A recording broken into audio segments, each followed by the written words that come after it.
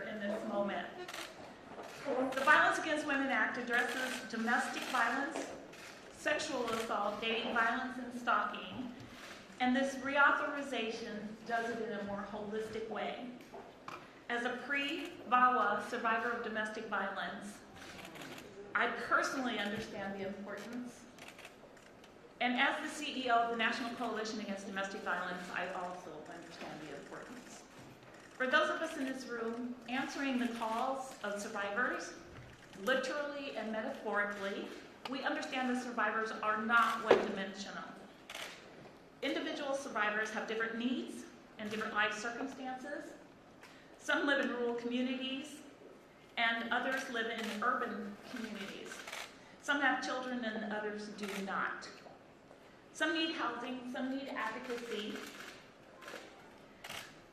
and some do not. Some need housing, some survivors reach out to law enforcement for help, and others reach out to their communities. Some survivors are young persons and others are older adults. Some have disabilities, some do not. We believe that VAWA allows us to meet all survivors where they are with responses and services specific to their needs.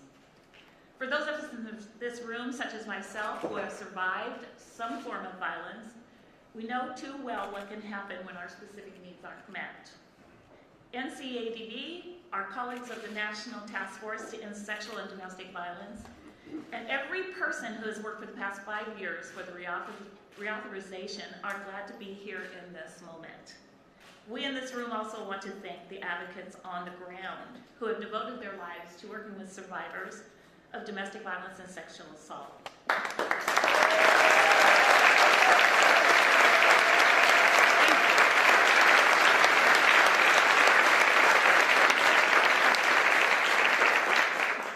Advocates are the backbone of the nation's response to gender-based violence. And with this bill, this nation has committed to them as well.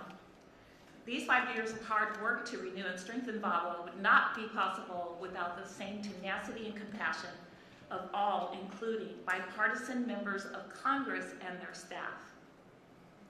And including a man who became champion on these issues more than three decades ago. A person who saw the need, listened to survivors, walked with advocates, and challenged others to join him and those survivors and advocates to improve our nation's laws and help change the social norms. A man who led the effort in the Senate to write the first VAWA and to keep strengthening it over the years. A person I had the privilege of introducing in 2014 during our collective celebration of the 20th anniversary of VAWA. Here I am again. He has set the standard for ensuring that the voices of survivors and advocates are heard and that we continue expanding opportunities for safety, prevention, healing, and justice. I am honored and pleased to introduce the person who took up that charge and is now our nation's leader, President Joe Biden.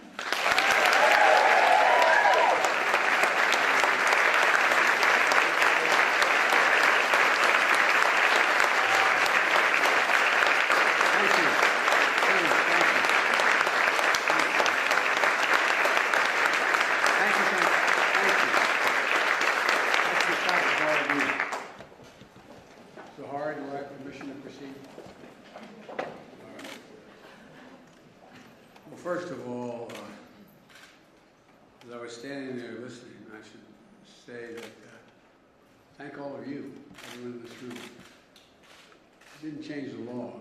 We set out, and remember, some of you way back when I first wrote this legislation, to change the culture.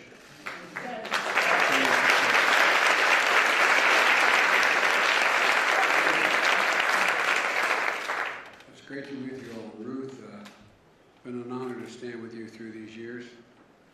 And she was a serious victim of violence, left for dead, basically, before this law was written. And you make me think of the women who were willing to come and testify before the whole world when I first started those hearings. It wasn't viewed, even among the advocacy groups, as necessarily a particularly positive thing to do. It was because, anyway, you know. Thank you for your courage, for being a hero, sharing your powerful voice, and standing up for thousands of women, and that could be said about most of you in this room. I want to thank the members of the Senate, the House, members of my cabinet, for all you've done. The idea that this took 5 years to reauthorize, I was out of office those years.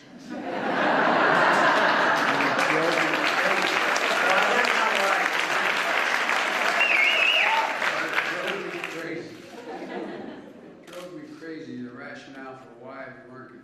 Anyway,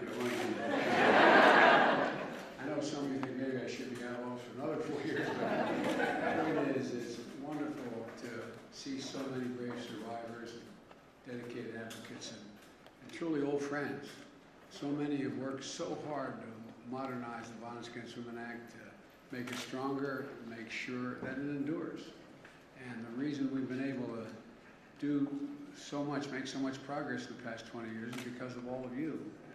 I know some of you aren't even 28 years old, so it doesn't count for you. But all kidding aside, it really does. Again, I keep coming back to you, change the culture, not just the law.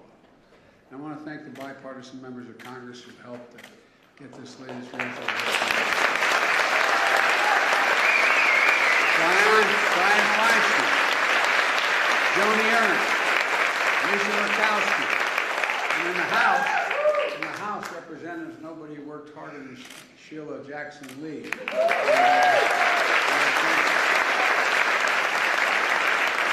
I learned a long time ago, when Sheila wants something, just say yes, it saves time. Jerry Nadler, a great friend and a great congressman, and Brian Fitzpatrick. Brian, thank you. Look, coming together and never giving up. You know, the fact is, it really wasn't so long ago this country didn't want to talk about violence against women, let alone as being a national epidemic, something that government had to address. As a society, we literally looked away. We looked away. In many places it wasn't a crime, and I recall how many times I was told in the prelude to writing the legislation, it's a family affair. You don't understand, Biden. It's a family affair. When I began, along with others, to pursue this legislation that changes this issue, we were told that we would literally be responsible for the disintegration of American families in major press. It wasn't just the wackos. It was in the mainstream press. And we talked about creating shelters, give survivors a way out, because so many don't have a way out, and their children. By the way, the vast majority of children on the street with their mothers are there because she's a victim of domestic violence. And here's what they said, here's what they wrote. They said, these shelters, providing shelters, was nothing more than indoctrination centers for women's liberation issues. Now, I can get you the article. It's a fact. Not a joke. Not a joke. And calling the police meant having to stand in front of your abuser, your significant other, your husband, whomever, and say he did it. And I used to say when I'd get heat on this, when I spoke, I remember making a speech at the Chamber of Commerce, and someone said, you're going overboard here. I said, let me ask you, Jack. I said, if you had a 320-pound guy who could bench 400 pounds stand in front of you and smacked you, are you going to say he did it? Because you know he's going to come back. Look, there were very few police departments that had trained personnel. I mean, very few. I'm sure there were some, I just can't remember any of them. No, I really mean it. As a matter of fact, I don't think there were any special victims units in most of the police departments around the country before this legislation was written. Now there's programs that are on TV for the last 25, 30 years. No, but I really mean it. It mattered. That's what I mean about changing the culture. Look, and there were too few places you could go for advice or for help. Where would you go? And how many times? I remember the biggest fights I had were the second time around with universities. With universities. Where do you show up? Where do you report this? Well, we don't want to. I mean, major universities. Not Podunk University, major universities. It took time to change the culture, and you did it. You did it. There was no national hotline. I remember going, all kidding aside, There have been millions of women who hit that hotline button. You know, all the brave guys I talked to, they say, Biden, you're overdoing this. And I'd say, tell you what, if somebody who was twice your size beating the living crap out of you, you're in the same apartment with them, how do you go and pick up the phone and call for help? Women would hide and say, I can't say where I am. I don't know. Help me. That's how we got Microsoft and others in this fight with us. To help us physically locate so the police could pick up where that call was coming from. That was the background when I first wrote the Violence Against Women Act in 1990. To provide more protection against domestic violence, stalking, sexual assault, to support survivors, and help them find ways out of their abusive situations. And say, why didn't she leave? Well, she didn't leave. She had no place to go, and she had 2 kids with her. No money, nothing. No family to go to. Leave? I've been asked time to time, was there the reason I guess I got a little overwrought about this legislation early on. Not that I ever get overwrought. And I literally, the most oft-asked questions for the first 3 years of the act was, well, why are you so passionate about this? Was your mother a victim of domestic violence? Was your sister or your wife, were they victims? Swear to God, that was the most oft-asked question of me. And I said, no, that's not the answer. I happen to be raised by a gentle, decent man who taught all of his children, and I mean this from the bottom of my heart. Lisa, you know this. You knew my dad. My dad would say the greatest sin of all that anyone could commit was the abuse of power. And the cardinal sin was for a man to raise his hand to a woman or a child. That's what this law has always been about, the abuse of power. Whether it ends in a rape or just a physical abuse, it's about the abuse of power. So I believe that many of you in this room did, that I believe that too. And the only way we could change the culture was by shining an ugly, bright light on it and speaking its name. Make all the speeches you wanted. But until those women had the courage, and I remember in the back room holding and saying, it's going to be okay. It's going to be okay.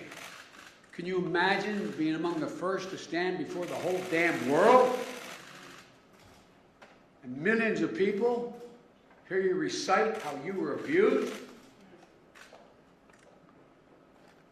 took enormous courage. At the time, Majority Leader may remember, we both got criticized for wanting to make it public. We don't want to do that. We don't want to do that. That's why we held public hearings for this law. When there were senators and others who said it was too salacious for this to be public, for people to see. You know, but I believed, and a lot of us did, that we had to let America know what was going on. Take the blinders off. Make them look at it square in the eye. All the ugly side of it. Because I believed, as all of you did, that Americans are basically decent, honorable people. But they didn't want to get involved. Didn't want to get involved. How many times have you been in a crowded airport or in a circumstance where you see a man not physically beating, but abusing a woman? You just say, you know, I don't want to do that. I don't know what to do. Well, I believe that if they could see the truth of what was going on, we could begin slowly to make change. And that's exactly what you all did. That's what happened. This law broke the dam of congressional resistance and cultural resistance. And it brought this hidden epidemic out of the shadows. You know, its introduction, it introduced our nation and so many brave survivors. Those stories changed the way America saw the issue. I mean, in a literal sense, it's hard to believe, even when I go back and think of how it started and where it was. As a practical matter, things began to shift. The legal and social burdens away from survivors and onto perpetrators and where they belong. made addressing gender violence a shared priority with a determined, coordinated response. We created a hotline, as I said, for millions of women who have used the hotline. And again, I'll never forget being told the first time. I said, "What did you do?" She said, "I got behind the drapes. I held the phone. And I said, pray God, pray God. Don't let them hear this. Pray God, pray God." It supported shelters and rape crisis centers, housing, legal assistance, creating life-saving options for women and children all across the country. And it helped train police officers, advocates, prosecutors, judges, court personnel to make the entire justice system fair and more responsive to the needs of survivors. I'll never forget, Chris, I went to the family court when I was writing this, and the family court in my state's like many of yours.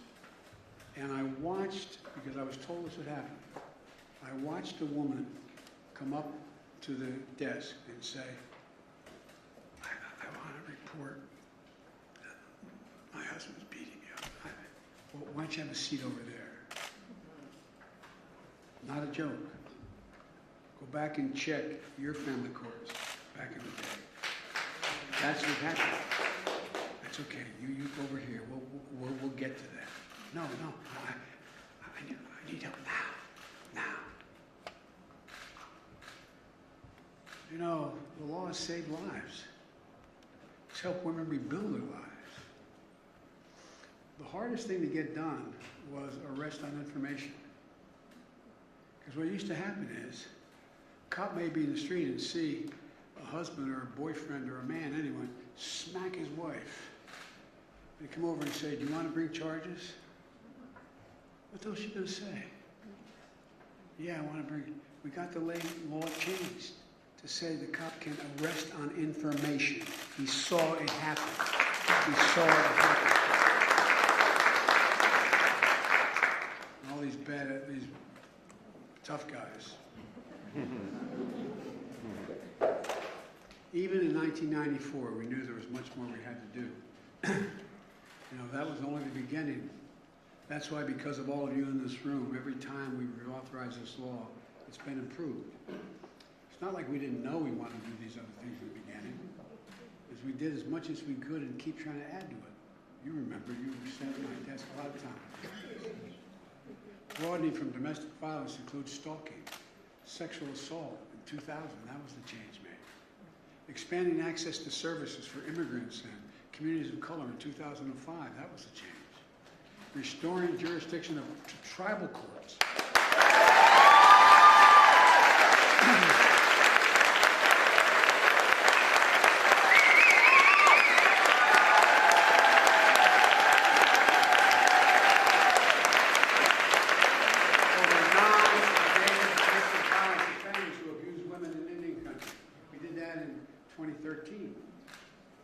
Extending protections to everyone, regardless of sexual orientation and gender identity in 2013.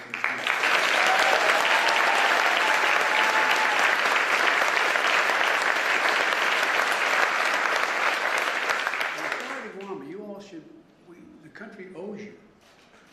All of you. I really mean it. Thank you. The law kept growing stronger. It's not like we didn't know in 2005 we should be dealing with the things we dealt in 2013. It was getting it done. Each link in the chain that we're building made a difference, makes a difference. Yesterday, I signed the bipartisan government funding bill. Thank you very much for that. And the consequence, we forward the next link in the chain. Not only did we reauthorize the Violence Against Women Act through 2027, I have a wonder why the hell we can't reauthorize it. It's like the Voting Rights Act. I thought we had won when I got Strom Thurmond to vote for it and extend it for 25 years, and then the court came along. But at any rate, that's another issue. You know, just think about this. If this affected manhood, men, I don't think we'd have a problem, you know, doing it for even longer, making it permanent. But anyway, that's a different thing. Look, we deliver more help to survivors in rural areas.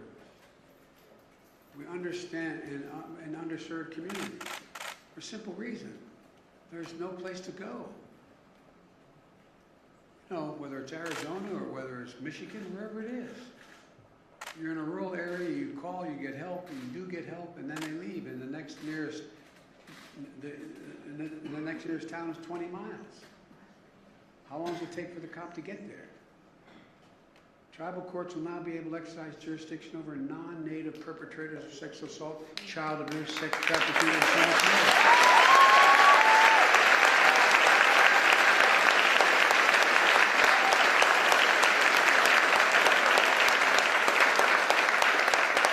You've all added new services and resources for folks most underserved communities, the LGBTQ community, survivors of those rural communities, providing more support, legal services for law enforcement to get training they need to help handle the trauma of survivors are experiencing.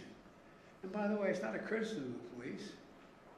For all the mistakes police make and all the things they do wrong, we expect them to be everything from a counselor to an expert on sexual violence to an expert on all these things. But, you know, these are vast majority.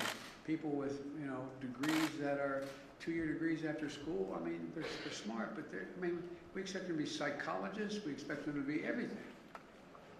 So we established a new civil rights cause of action for those whose intimate images were shared on the public screen. How many times have you heard, I'll bet everybody knows somebody somewhere along the line, that in an intimate relationship, what happened was the guy takes a revealing picture of his naked friend or whatever in a compromising position, and then literally, in a sense, blackmails or mortifies that person. Send it out, put it online. Giving survivors real resources against abuse now. Ex-partners and stalkers who seek to humiliate and hurt them. You've created new programs to help end the backlog of the rape kits. And those rape kits, by the way, I don't know, you ought to go to your major cities, those of you in the House and Senate, this group probably has, which I have done.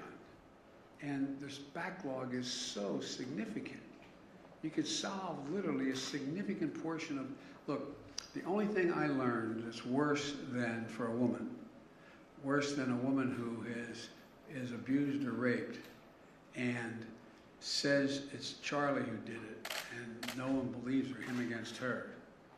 And when you can take a look, if you take a look at those rape kits and went through them all, you could identify and arrest probably 40–50% of the rapists in America. They're all there. Their DNAs are there. It's all in line. And run it against the whole panoply. Very few rapists rape only once. So look, that, you know, there's a lot that goes unprocessed.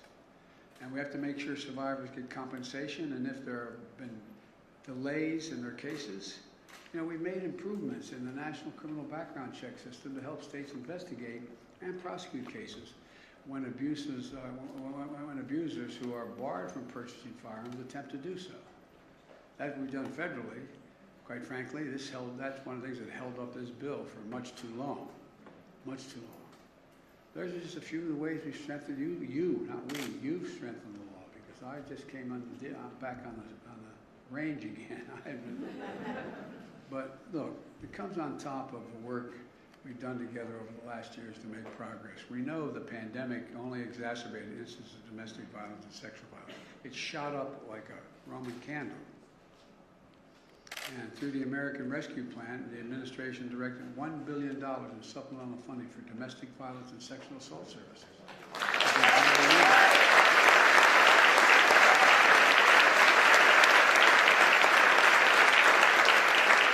We work with local public housing authorities to make sure that survivors trapped in a bad situation can find safe new housing options in public housing. Because they don't have much to go. We also made landmark reforms in military justice to help end the epidemic of sexual violence and harassment. Fundamentally changing how the military investigates, prosecutes sexual assault, domestic violence, and other related crimes. Thank you, Kristen Gillibrand. Thank you, Jackie Spicer. Jackie,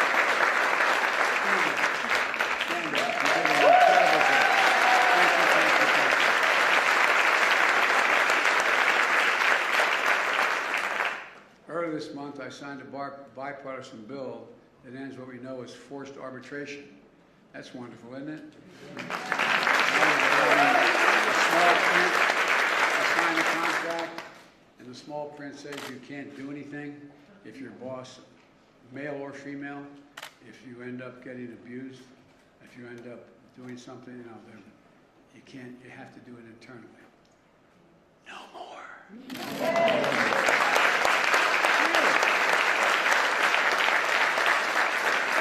And 80% of the people who sign those don't even know what's in the contract. The mechanism prevented too many survivors of abuse and harassment in the workplace from having a choice to get their day in court. Look, there's just a few of the steps you've all taken and how much you've improved this legislation. But as everyone in this room knows, this work is not going to stop. It never stops. Today, 1 year since a gunman killed 8 people in Atlanta, 6 of whom were women of Asian descent. These horrific murders are a reminder that we still have work to do to put an end to misogyny and racism and all forms of hate we have. We're never going to get it all done. We can't ever stop trying. As long as there are women in this country and around the world who live in fear of violence, there's more we have to do to fulfill this sacred commitment. No one, regardless of gender or sexual orientation, should experience abuse, period. And if they do, they should have the service and support they need to get through it, and we're not going to rest. But in the meantime, all of you should be enormously proud of what you've accomplished. This reauthorization is testament to the power of your voices and your tireless dedication to changing things for the better. And one last thing. Some of you in here helped me work on the International Violence Against Women Act. I'm coming back.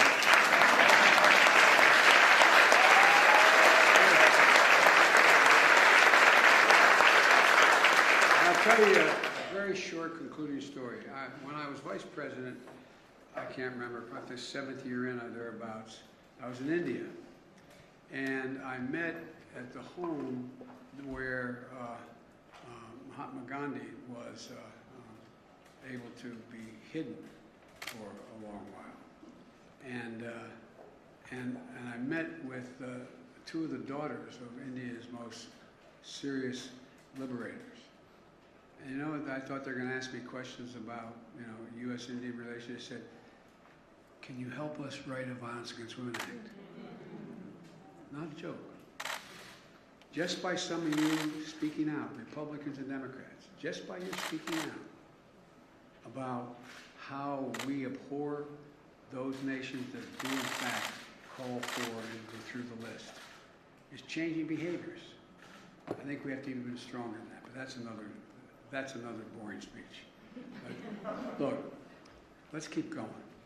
Thank you all. May God bless you all, and may God protect our troops. Thank you, thank you.